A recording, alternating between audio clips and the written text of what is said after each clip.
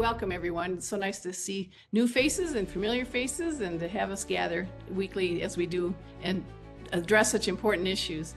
And today I'd like to lead us off with an important issue. That is a call to action that we posted on our website because the Secretary of State has promulgated, which is a big word for means she's going to be pushing forth rules that are supposed to enforce the law.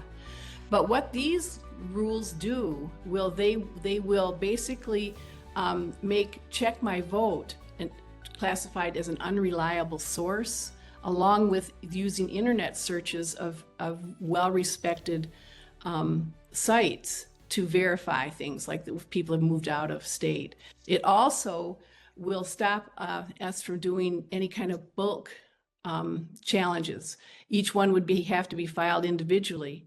Now, if you think about this too, Michigan is part of the United States Customs Immigration Services database activity, where the federal government shared that database with us, where we should be able to check on a large scale non-citizens who are on the voter rolls. This would prevent us from doing those unless we submitted each one individually. So it's not just a quiet rule that's being promulgated. It's a rule that was sprung on us because the Democrats, and I hate to say it, but the Joint Committee on Administrative Rules meets every month to determine what rules the Secretary of State or other organizations, if they're legal and lawful and if they can be applied. Well, that organization has to have a quorum. And if it doesn't have a quorum, some ninny somewhere along the line got it approved that if they don't meet and if they don't have a quorum, the rules will automatically go into effect. So the last two meetings, the joint of JCAR, have not occurred and the rules are going into effect. So this meeting is coming up next Wednesday. And if the Democrats again don't show up, because it's 50-50 right now, there would be no quorum and these rules will go into effect 15 legislative days later. So it's very important that people attend Friday's meeting at 9:30 at Binsfield in Lansing. And it's also important that we get comments and attend the JCAR meeting on the following Wednesday. So, and we need to be contacting the Democrats that are basically, I guess they're not in the call to action, but there are 6 Democrats on the Joint Committee on Administrative Rules who have not been attending and have been blocking the organization from meeting and discussing these rules. So I can put those in the chat here so you'll know who they are, but they need to be contacted. And we need to really stand up because this is our Whole Souls to the Rules program. It's Check My Vote. It is telling the clerks that they don't need to investigate anything from us if we don't have personal knowledge of the person we're challenging, or if we try to do it in bulk, if more than one at a time, or if we use our source as a picture of a grave site, for example, from the grave site website, which I can never remember, and then and ancestry.com and Check My Vote. So it's really, really important. And it's disgraceful that it's being slipped up on us like this. So anyway, we discovered this thanks to a friendly clerk letting our D know about this because they were in a Bureau of Elections clerk meeting and the Bureau of Elections was talking about it. And so she notified Davey, who is our co-chair of our legislative committee. D notified me and we ended up checking into what these rules were. Nobody had heard of them. And then come to find out, they basically knock the knees out from any citizen involvement. They will hold us personally liable if we make a challenge that they can deem to be unfair in any way. So it's a real problem. And because of finding out on this now, I contacted lots of different people, obviously, as we all hopefully will. And one of those folks is Andy Mangione. He is the senior VP with AMAC, the Association of Mature American Citizens. And he sent out a blast the next day. And that's why I'm really pleased to have Andy here with us today, introducing him. And Andy, can you talk a little bit about what you folks do and did and how it worked? Thanks for joining us, Andy. Oh, and you're muted, unfortunately. We got to get you unmuted. Down in the lower left-hand corner of your screen. There you go. I think I'm hearing you now. No, I'm hearing somebody. Not hearing you yet, Andy? All right. Isaac, can you help unmute Andy? I'll do my best. All right. You two work together. And in the meantime, let's go on to Gary Meyers.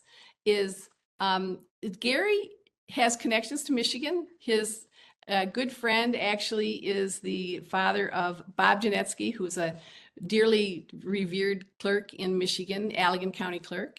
And he recently did an amazing study on global election laws and what other countries follow as their election laws and where the United States rates in that.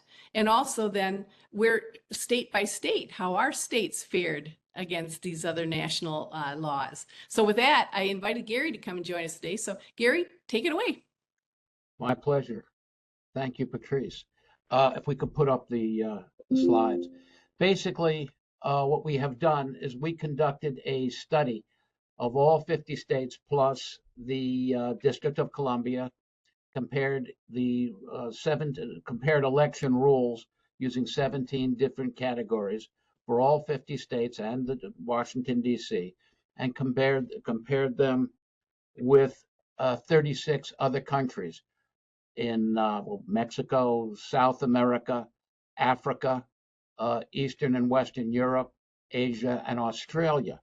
The research team included several college students from Northwestern University and the London School of Economics, and a host of other experts, about 15 to 20 people at least on 5 continents were contributing information and verification.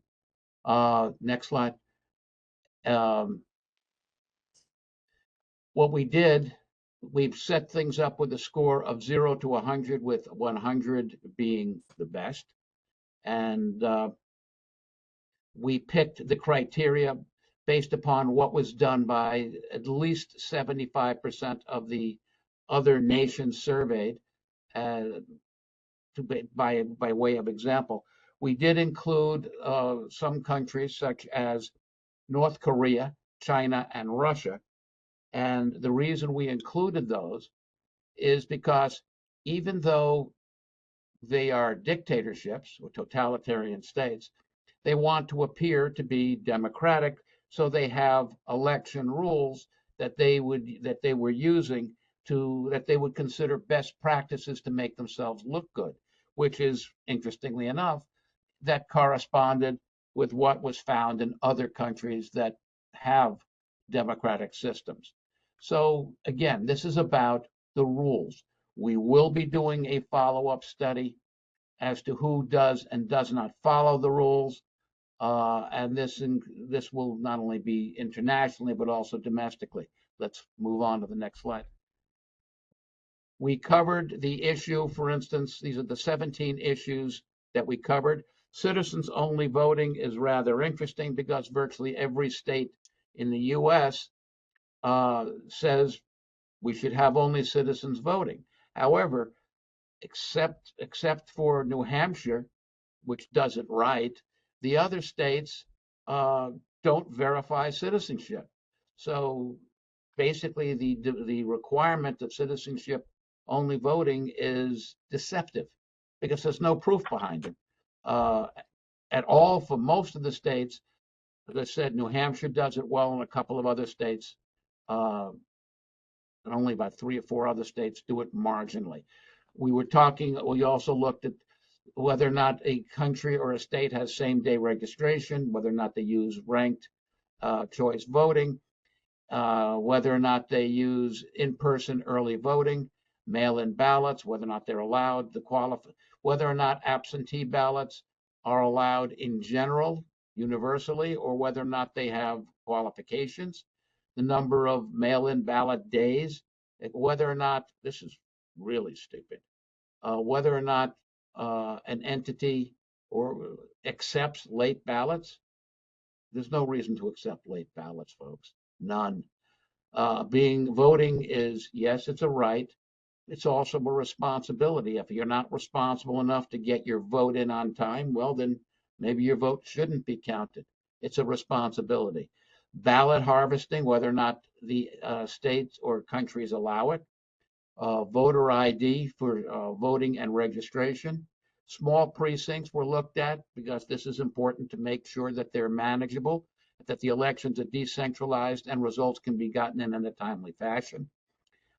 Paper ballots are obviously an issue. That's the only way to have accountability vis-a-vis recounts and audits, whether or not they mark their fingers. No one marks their fingers in our country, but of the countries surveyed, about 38% actually did, which is interesting unto itself.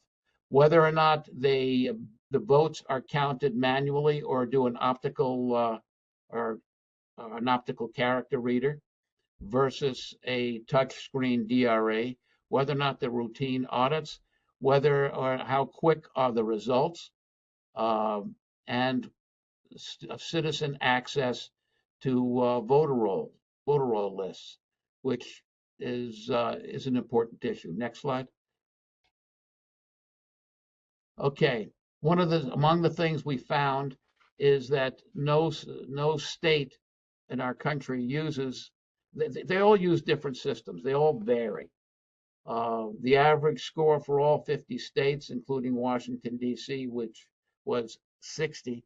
Actually, it was a shade under 60, but 60 was the rounding, which is a failing grade. The average for all the nations we surveyed was 82, and this puts the U.S. 22 points behind the average of other nations. In Africa, we surveyed 8 countries, and the average score was 88, basically 28 points higher than the U.S. average. In the U.S., the points rated ranged from a low of 30 in Nevada to a high of 83 in Mississippi. Next. Okay, in terms of citizens-only voting, I explained, while it looks like 92% of the U.S. states require it, if you don't verify it, it doesn't matter. It's meaningless. In other countries, 75% required citizenship-only voting, and they do require proof of citizenship. And another 14% had residency requirements of 5 years, which would bring them up to 89%. But again, this sort of thing is verified. In terms of same-day voter registration, 97% of the other nations surveyed don't have it. Only 55% of our states don't have it. And the obvious thing wrong is there's no way, if you register and vote on the same day, there is no way to verify that you are for real. And even if it turns out that your registration was fraudulent, the vote is already in, it's cast, and there's no way to retrieve it. Classic situation was in 2020, New Hampshire, the vote went, there were about 75 or 8,500 same-day registrants that turned out to be false, and Biden won that state by less than 3,500 votes. This is not a coincidence. Roll the next one, please. Next slide. Okay. Virtually no country has ranked choice voting except the United States. We allow it in about 28% of our states. Early in-person voting. 89% do not have any early voting in other countries. Only 8% of our states do not have it. The point is, voting seasons is just wrong on so many levels. Again, this is my opinion. It's wrong because times change, And the longer you extend a voting period out, the greater the stresses you have on its security. It's a lot easier to secure an election that's only going 1 or 2 days than it is for one that's going 30 or 40 or more days. Next slide. Next. Okay. No mail-in ballots. In 2005, the Carter-Baker Commission, and that was with Jimmy Carter, cited the #1 risk to election integrity. And this was a commission that was supposed to protect our election system. They named 2 things. #1 is the greatest risk to our election system were mail-in ballots. 94% of the countries surveyed do not have any mail-in ballots. They do have absentee ballots, but they're tightly controlled. They are limited to people who physically cannot get to the polls or who are out of country, such as military people, foreign service people, and the like. No absentee ballots or require strict qualifications. 83% of the other countries are following this best practice, where only 27% of our states have any sort of a qualification. Absentee ballots and mail-in ballots have become routine, and it just breaks down the entire system. Again, when you have a mail-in ballot, you have no chain of custody. There isn't any. It cannot be protected. And where we had the sanctity of the ballot box, you now open people up to being coerced or bribed for their vote or worse. Next slide.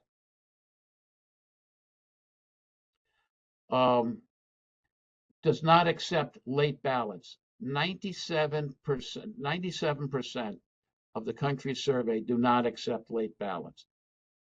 I mean, really, why in the world, if you want a secure election, would you accept late ballots? Let's move on. Go ahead. Next slide. Okay. Ballot harvesting. 100% of the countries surveyed do not allow ballot harvesting. Only 16% of our states do not allow ballot harvesting. Ballot harvesting is so wrong. It destroys the sanctity of the ballot box. There is potentially no privacy. And where you could have intimidation or bribery, where it used to be attempts might be at the polling place, which could be witnessed and prevented. Now it goes to the back porch or into the nursing home or anywhere else. Throughout the rest of the world, at least the countries we surveyed, the 36 countries, even in sub-Saharan Africa, 92% of those nations require IDs, photo IDs. Whereas in the US, only 49% require photo IDs, another 22% require non-photo IDs, which in some places can be a utility bill, which doesn't prove anything. 29% of US states have no ID requirement at all. I know in Illinois, if I tried it when I vote, I can't get people to look at my ID, even if I offer it. They're not allowed to look at it, which is not true. Next slide. It's absurd. Next slide. Okay, where are we? Okay, small precincts. 94% of the countries surveyed have small precincts, and 54% of the US has small precincts. Small precincts we defined as 1,200 voters per precinct, which is very manageable. And the same is pretty much true internationally, though in some of the really rural or undeveloped areas, it's measured in hours to walk to the polling place. But they try and keep it small and decentralized. Paper ballots. 81% of other countries have require paper ballots only versus 65% of the United States. Of the other countries that, of the other 19%, all but 2 have a mix of paper ballots and the DRE. The two countries that don't use paper ballots are Russia and Venezuela. Imagine that. And then, of course, we only have 35% of 35% of American states basically do not require only paper ballots. Next. Okay, finger marking. Finger marking is something which is unusual to the well, it's unusual in that the United States doesn't use finger marking, and they do use it in other countries, 36, 38%. And one of the things is finger marking only works if you have an election day. If you have an election season, it doesn't work. It doesn't work if you have mail-in ballots. So the point is, while the finger marking may seem to be third worldish, there's a certain practicality about it where it's low tech and you can't vote twice if you have it for one day, which is an interesting factor.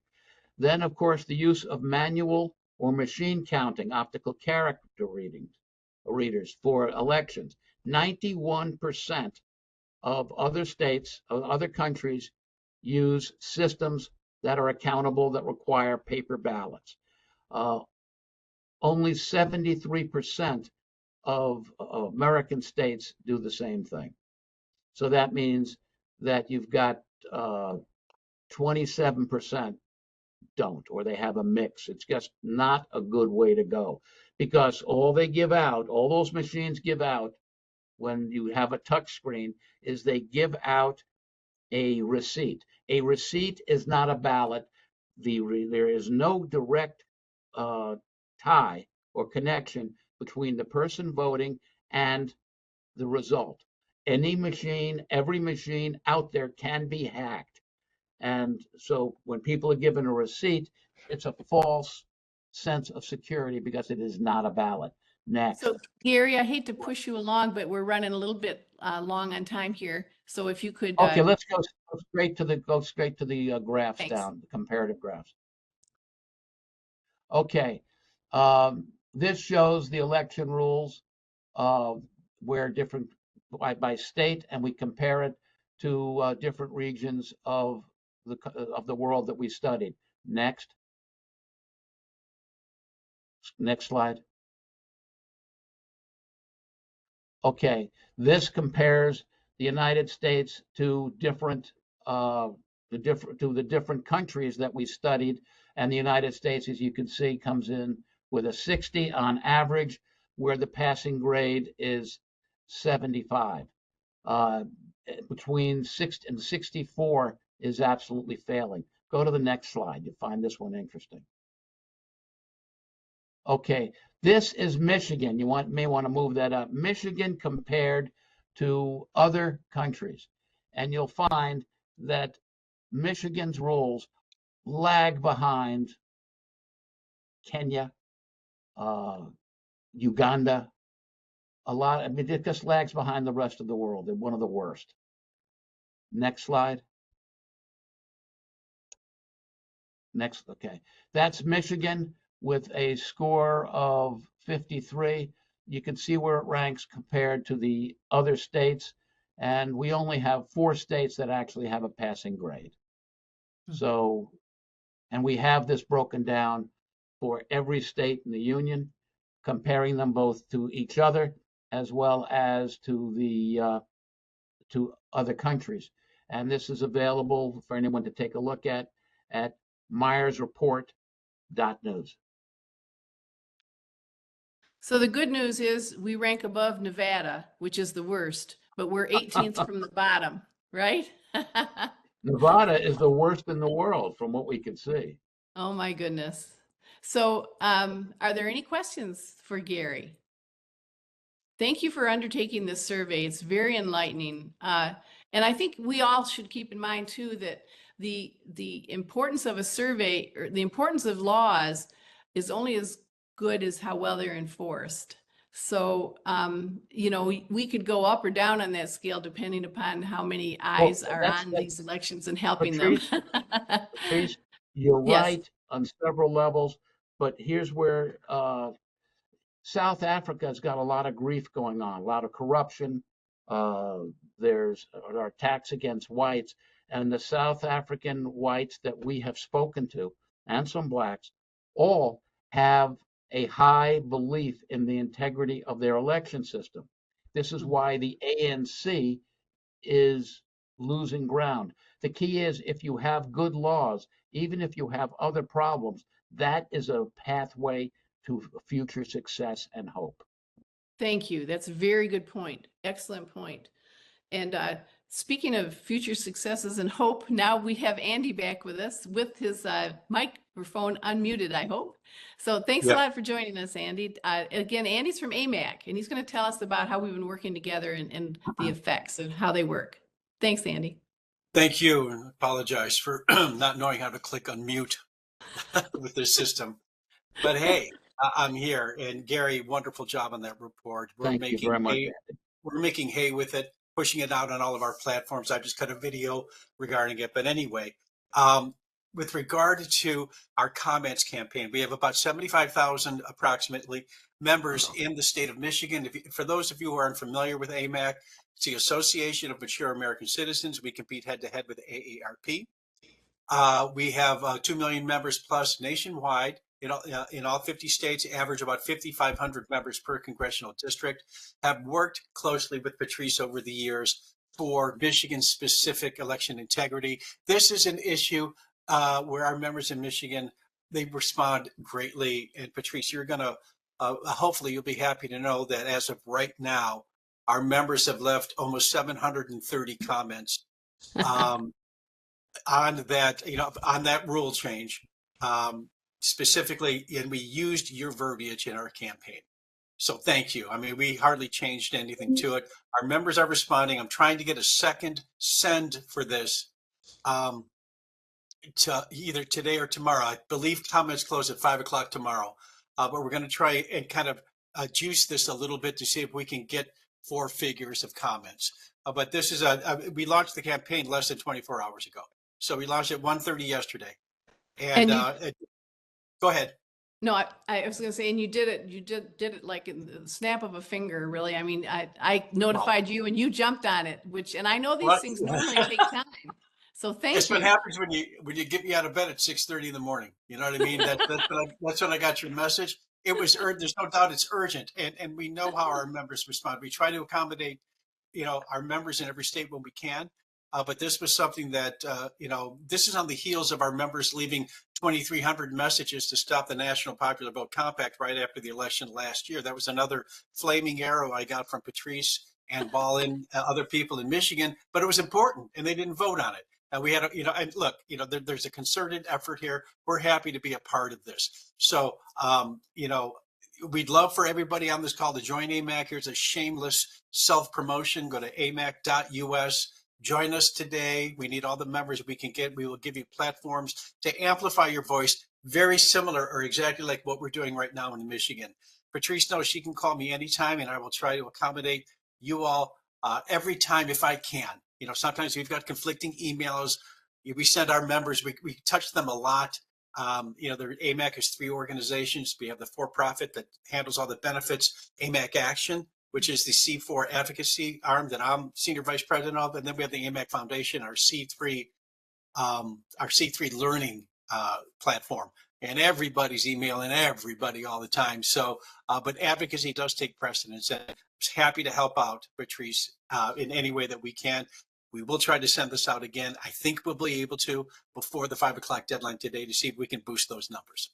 Thank you. That's so important. And just to give you a sense for the last time when you responded to one of my flaming arrows, I had representatives calling me saying, please stop them.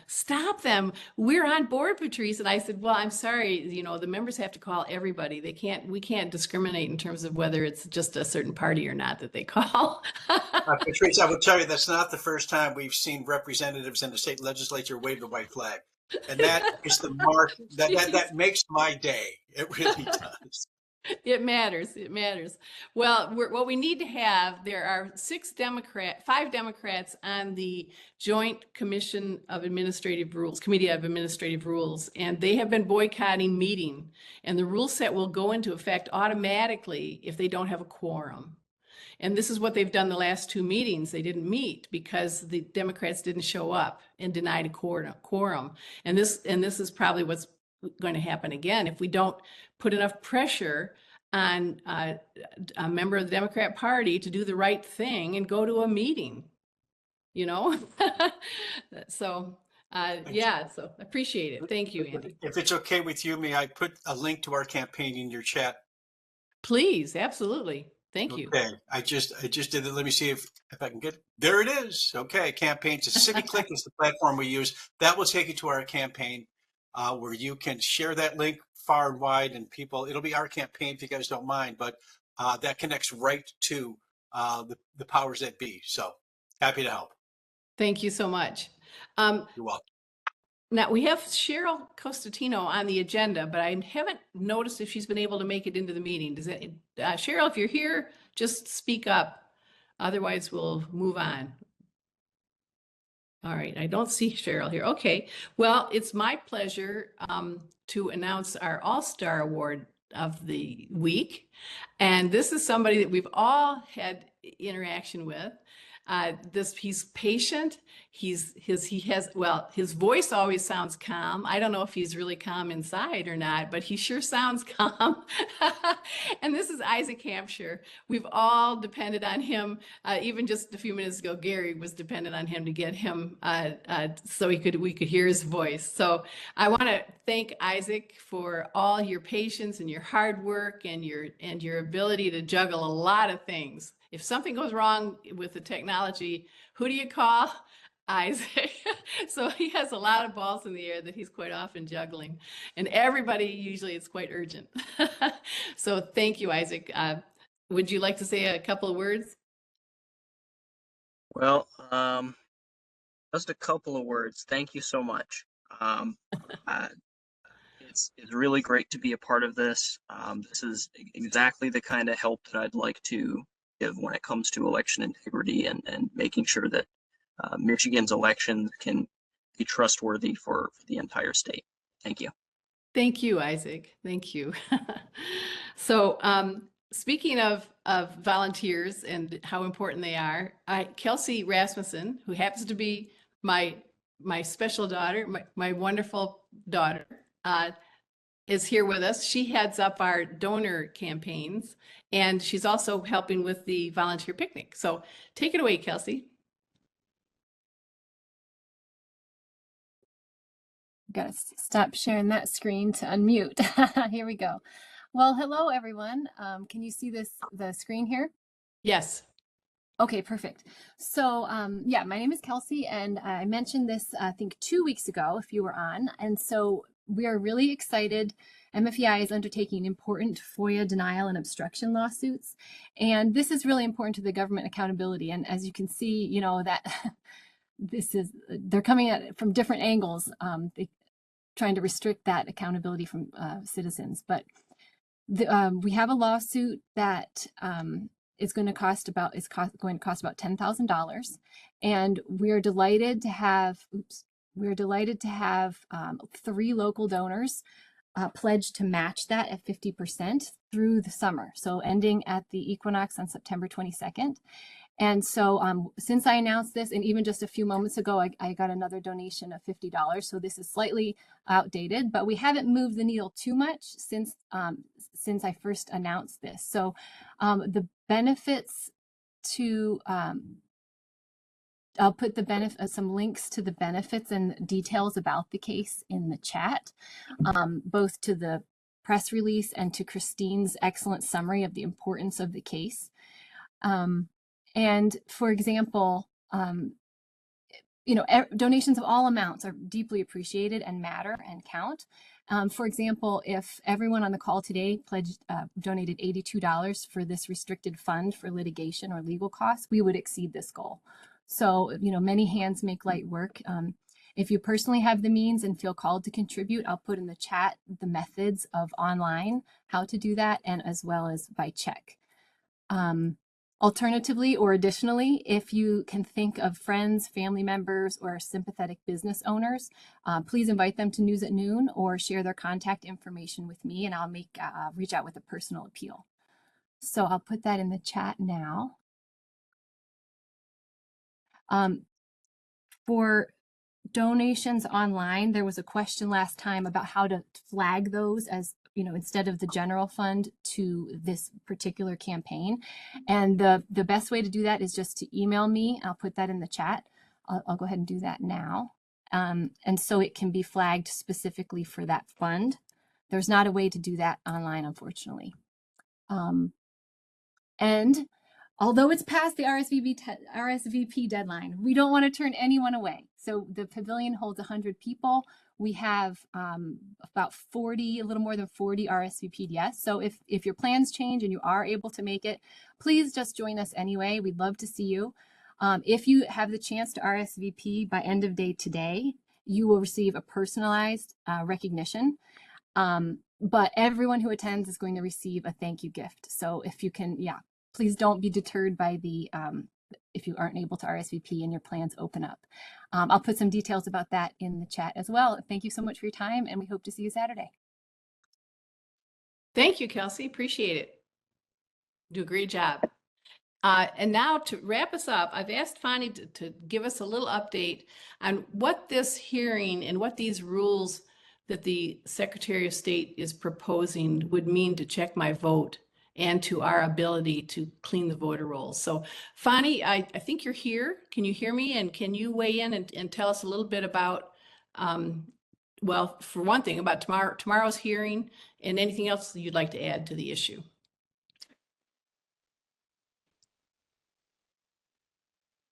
Can't hear you, Phani, but I know you're here because I saw you come in. Well, I'll tell you what, while Phani's getting his sound going, Theron, I'm glad to see you here. So Theron is actually you're with the Meyers group, aren't you? And is there anything you'd like to add to the comments that Gary gave us today? I think he covered it pretty well. Please visit the website and read the report.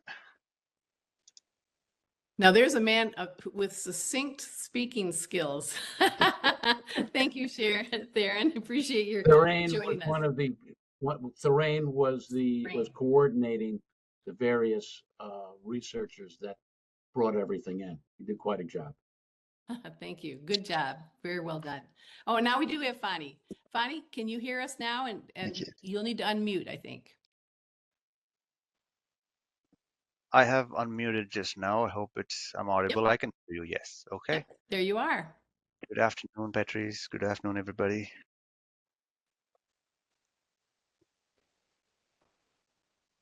Am I going now, Patrice? Yes, please. Yeah. Yeah. So I'm sure everybody has heard about the new proposed rule set that SOS Benson is trying to ram through tomorrow's hearing at 9:30 a.m. at Lansing.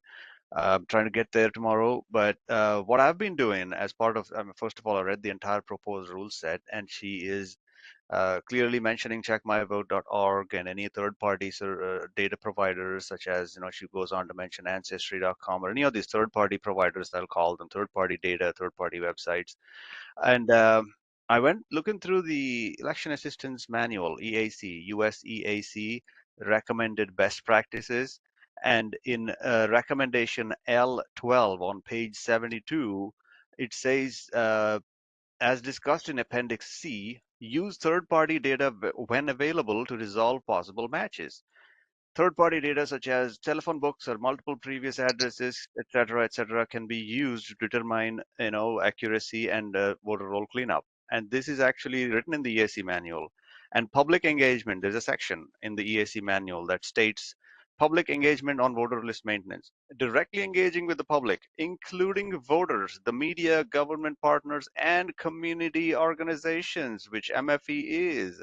And Souls to the Rolls is a program, which is a community program, and leveraging Check My Vote as it third-party data provider, which is essentially just parroting back what's in the voter rolls of the SOS. Check My Vote owns no data. It's just that it provides the data from the statewide voter rolls to the people. And if she's discrediting Check My Vote as unreliable source of data, well, that directly means that the statewide voter roll data is unreliable. That is what we have been saying all along. Thank you for proving us right. We have been saying that all along, and thank you. You have proved our point. And describing voter list maintenance activities on election websites is all from the EAC manual again. It also goes on to say how it can save money for the state because we point out where the problems might be, and thereby it saves mailing costs. Because if a clerk who they say the SOS keeps saying that they're short on resources, they don't have this, they don't have that. Well, we have resources. People are spending their time on doing this for free as a service to the country, and they want to turn them away, and they do not want to use the help given by the people. And as a matter of fact, Justin Benson has been saying that, this is maladministration. First of all, she says that her voter roll maintenance program, list maintenance, is top notch. And then whenever there is a problem that we point out and bring to surface, she goes on to say, oh, that was a glitch. And meanwhile, while throwing the local clerks under the bus and calling it maladministration occasionally, well, I think it goes beyond maladministration. And as a matter of fact, it's more sinister than that because of the pattern we've seen and the lack of willingness from the SOS to solve the problem. If it's a maladministration issue due to lack of resources, lack of this, lack of that, well, one would think that you'd welcome solutions like Check My Vote. You'd welcome the people who are willing to help with their free time and they're not charging anything. Well, one would think that you'd be willing to take that help and solve the problem and achieve clean voter rolls. The fact that she's turning all of these things away, doing a total 180 degree on what the EAC manual says, indicates to me that this is not maladministration, this is malfeasance. Well, Phani, I hope you're going to be there tomorrow, and I hope you just say exactly what you just said because it's very powerful. Yes. Yeah. I'm trying Well, to get my time off. I've burned through my vacation this year, going to India, and I got 2 sick days left for the rest of the year. So I'm trying to figure out with my HR what to do. And they every time take an issue with me going out and doing this stuff because I'm on X and I've gotten calls from HR multiple times about this. So I have to somehow get permission from my company's compliance program. It's such a short notice, and I don't know if the compliance. I hope they approve it. If they don't, I'll just kind of fight through it and try to come over there tomorrow. okay, great. Well, just to give people background, if you don't know Phani is the founder of Check My Vote, and he graduated with honors from his university. He's an expert in IT technology. He's a problem solver and engineer of gold standards, really. And for them to be coming after Check My Vote and discrediting the work of volunteers like us it's repugnant, and it shows how frightened they must be, and it also shows how they must need to have dirty voter rolls because we've just been trying to help clean them. We've been working with the clerks to help them find the dead people and get the dead people and the non-citizens and the people who've moved out of state and the duplicate voters off the voter rolls. So why in the world would Secretary of State issue a rule set that basically cuts us off at the knees? You have to ask, I mean, really, I don't think your choice of words is wrong there, malfeasance, because there's no excuse for a public servant to turn on her constituents like this. So. Agreed. Yeah. Thank you very much. And I don't think Randy's on the call because he's working, but if we could clip what Phani just said and use that for social media and get that out, I think that would be terrific. So Isaac, would you be able to help Randy get that, or maybe get it to Tracy and get it out? Okay, thank you very much. And if See possible, there, Isaac, please hide my background. It's all messy back there. There's a printer, there's whatever else in my background. If you want to use it, just throw it back. If you can. If you can't, that's fine too. It's reality. Whatever it is there. Well, the truth of the matter is, if your room was too clean, we wouldn't believe you were a real IT guy. So that's true. You're doing Yeah. you're doing just fine. Thank you. Thanks, everybody. Patrice, Yes, Patrice, D yes, jumping in. Phani, please. Uh-huh. could you put in the chat for us Uh-huh. a link to the EAC best practice? You rattled off, I think, Yeah. L12, page 72, Appendix C. If Mm-hmm. you could put that in the chat, I think that's a great talking point for Mm-hmm. people who are going to the meeting tomorrow. Yep, I already sent it to Darlene actually. I have a PDF. I don't know how I can put a PDF in the chat. This PDF, I have it on my hard drive. I've been saving away all this EAC stuff documents from the last 4 years and just decided to dig in through that last night and this morning. And I don't have a link though. I can send the PDF to the email, for example. Is that okay, Dee? I can send it to you by email. You can That would print be it out. perfect. Thank you. I'll Sure. do that. Okay. That's great. And I should tell you too, folks, the Democrats who are on the Joint Committee of Administrative Rules is Representative Alibis Farhat, Brenda Carter, Paul Wono, Wojno. He's the alternate chair, Rosemary Bayer, and Mallory McMurrow. They need to attend the meeting next Wednesday, and they should be at tomorrow's hearing and hear our voices. So we'll put that out too for call to action, so people will know who to contact. Thank you. Okay, are there any comments or suggestions? Just speak up if you would, because there are too many folks for me to see all the hands. Oh, I see Allison's got her hand up. Go ahead, Allison. Yeah, just real quick, I was going to pop the link to the EAC report that Phani was referring to. I think the whole report is 308 pages, and I think he referenced page 72. That might help. So let me get that popped into the chat.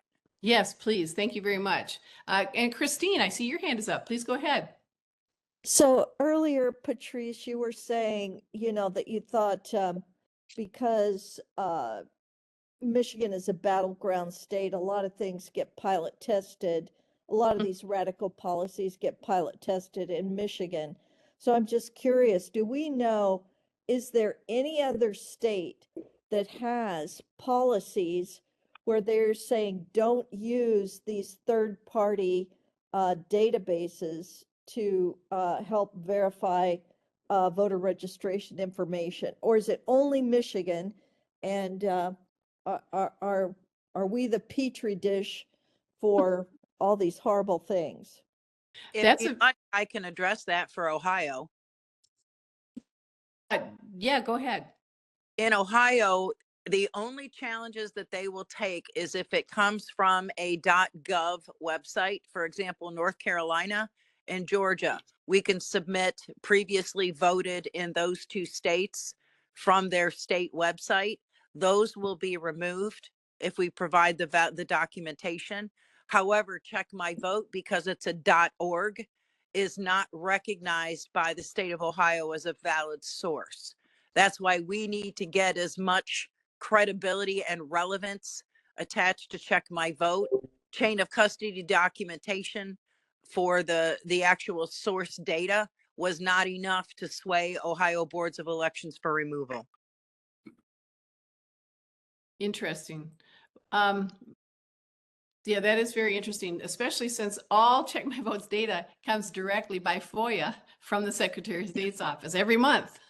And I don't know that you could get more clean data than we're getting from the official FOIAs. So, but that's a good point. We'll have to figure out how we can document it's not tampered with, I suppose. I don't know. Phani would know a better answer to that than I would. Go ahead, Jeff.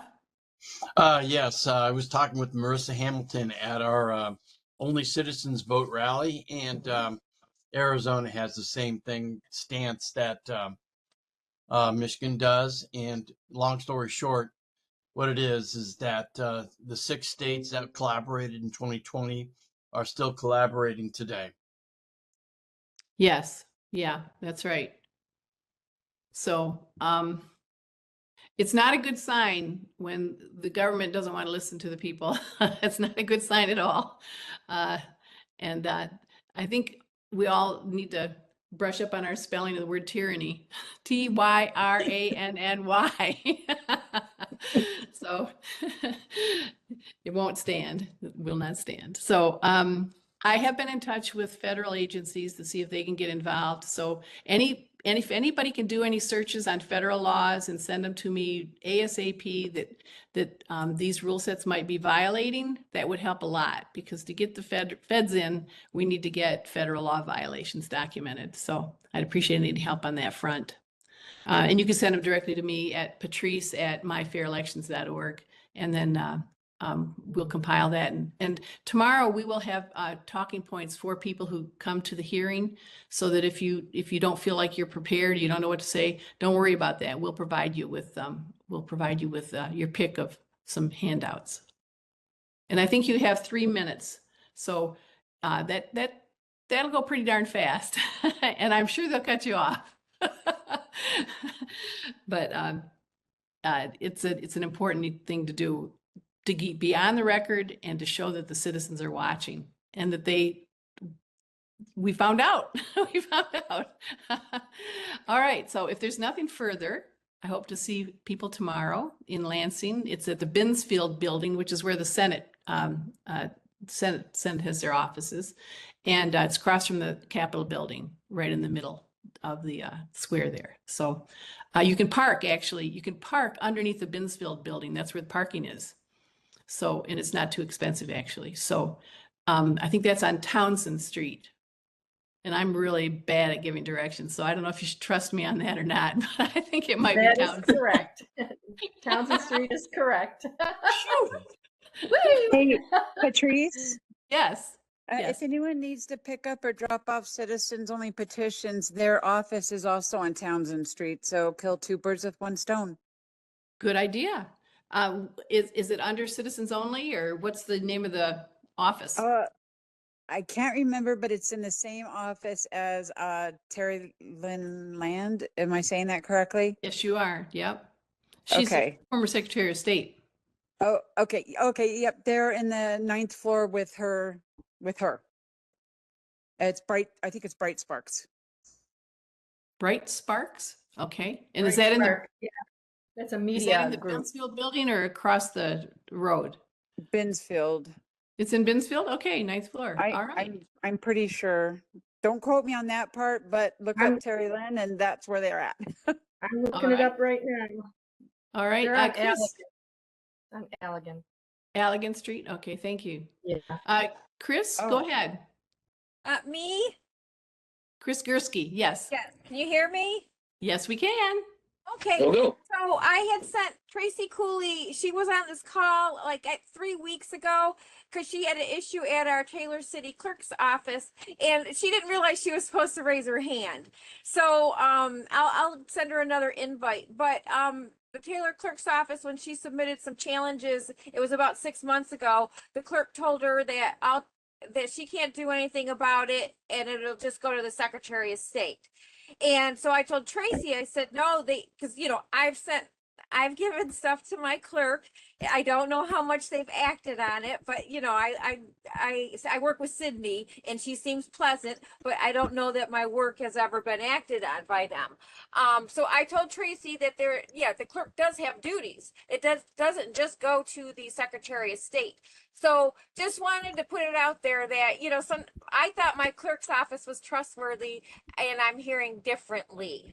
So just think, also there was an issue on election day, but I'll just save that for another time, or maybe I'll email you that. But I had wanted Tracy to be on here so she'll learn that, through you guys, you need to know that stuff, which clerks are doing this. So I should also say, Chris, and this is important, and I didn't mean to omit it, but the clerks are having their authority usurped in these rules as well. They are basically saying in these rules that if you have an inactive person on the rolls for, I can't remember, 20 years or something, the Secretary of State will be removing them, not the clerks. And that is new, and it's not right. The clerks are supposed to be responsible for the voter rolls, not our beloved Secretary of State. Oh, well then where do, if I have time to ask this, because that part, the MCL, where the clerk's duties are stated, where do I see that part where they don't have to do what you're saying right there? Do you understand? That's where we need to have we need to speak from the facts tomorrow. We need to know what the laws are and how these rules violate the law. You know, we don't need to get up there and give opinions. We just need to read the laws and explain like what the EAC recommends, things like that. Darlene, go ahead. Go ahead, Darlene. Whoops. Okay. So I do have, I can't find off of what Allison put in. I do have the file, but unfortunately, well, maybe I could do that because it came up on a PDF, but it doesn't allow me to save it. So I don't know if I can do anything with this. Well, I have what Phani sent me. So I'll tell you, Darlene, go ahead. So Copy the whatever link. Allison sent, sorry if I'm interrupting. No, that's okay. Yeah, I needed I'm help. trying to explain why you're not able to see it in the file that Allison sent. The file that Allison sent is the 2024 revision, and the one I sent was the 2009 revision. And it looks like the 2024 revision does not have it, but I just focus on the fact that it was there, and it is there, and I don't know why it got removed. I don't know, but it was there in the 2009 version. The one I sent you is the 2009 version, and it's there in that. And we don't know if how it got removed from that, but that it's there in the 2009 version. I just stick with, yep, it exists. Okay, so what I'll do, Patrice, is I'll email it to Isaac, and then said is that's how you want to do that for this people that were on the meeting, or I don't know. So because it really has got a lot of stuff there to read. Yeah, that's great. That Yes. you could take from and make statements from. Wonderful. Yeah, why don't you do that? And Isaac, copy me on it. And then Isaac, maybe we can put that out as another post, another call to action for tomorrow. And if maybe we can get it to Andy as well, because he wants to do a call to action. So. And if you want to read it fast, throw it in the summary for, if you want to read it fast, Adobe has a little tool that says summarize this. And it's a big document, so you could just say summarize this. It kind of bullet point everything, and you pick the ones that say community involvement. That's the key phrase, community involvement. They're trying to take the community out of the equation of border roll maintenance, and it's mentioned in that. Even the newest version is mentioned that 2024 community involvement, third-party data. Search for that in the summary page. It just makes it like a nice three-pager out of the 150 pages. So you could start there and kind of drill down into the areas into the document just to save time. So I wanted to throw that out there as a advice because of the short time we have. Thank you. That's very helpful. Great. Thank you so Yeah. much. Thank you, everybody, for doing your work and piping in and standing tall. So thank you. Bye.